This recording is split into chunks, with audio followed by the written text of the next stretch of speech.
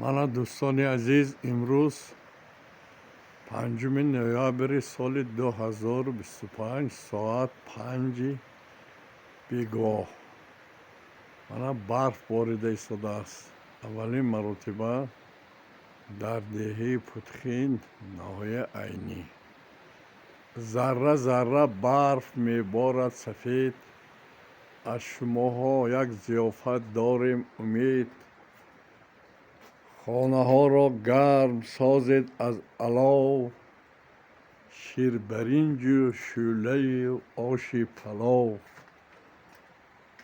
من این برف نشانی خوشبختی، بهترین فصل سال. من این پگاه شما این مایسزا رو دیده بودید.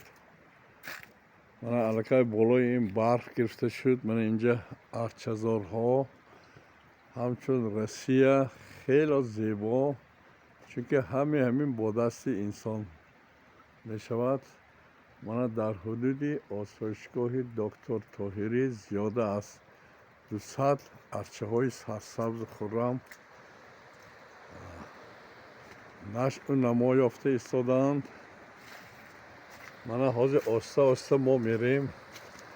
شما صبح دیده بودید به واسطه دریاچه شوخ پرتلاطم من نام تو را نموده ام گم.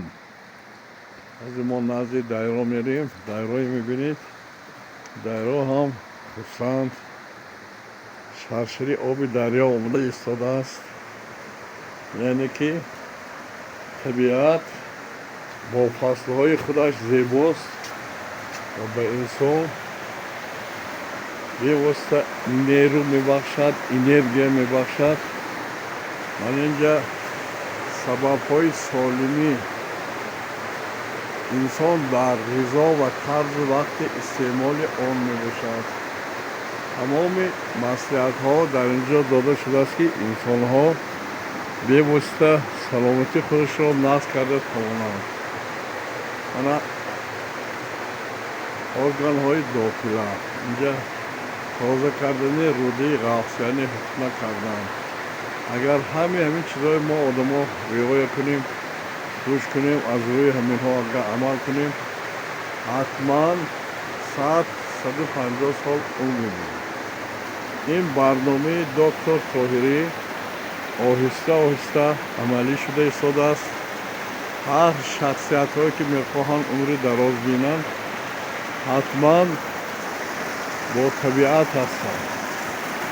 من حاضر ما همین دایره نیرو گرفته شدیم، یعنی انرژی.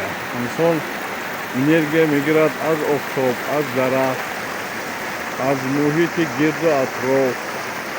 من آب روزهای نزدیک در اینجا گیس آبی هم پیدا می شود و آسایشگاه دکتر طاهری شب و روز با برق تامین کرده می شود.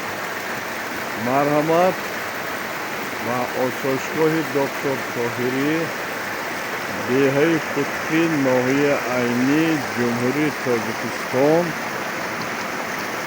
شما انتظار برای که در اینجا شما علم آموزید، یک چیز آموزید، برای سلامتی خود غذای معنوی گیرید، یاد گیرید. سلامت باشید، 100 ساله شوید.